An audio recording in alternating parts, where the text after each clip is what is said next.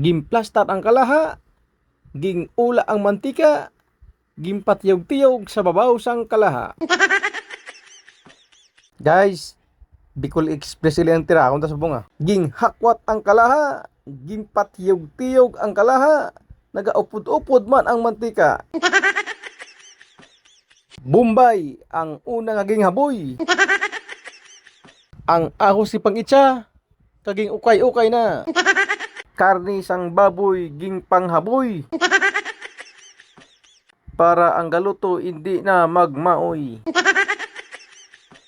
Ginlugay-lugay sang maayo, para ang niluto gwapo-gwapo.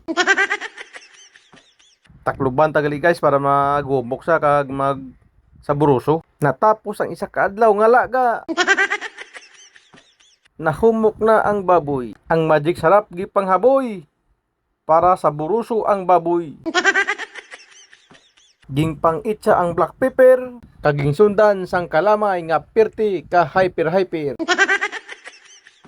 Ging miskla sang maayo, para ang sabor pirti ka saburuso.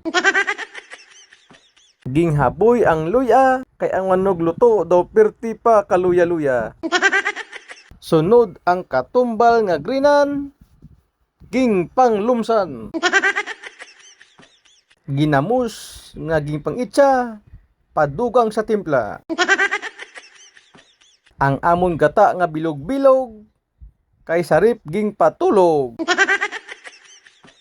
Guys, amon gali gata na bilog-bilog kay ging patulog namon sa rep. Amon nang guwaya sa bungor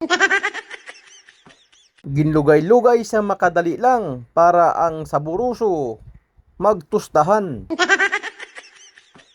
Gintakloban sang maayo, para ang luto pirti ng kagwapo. Nakalipas ang isa kadlaw, ginbuksa na ang niluto nga daw lugaw.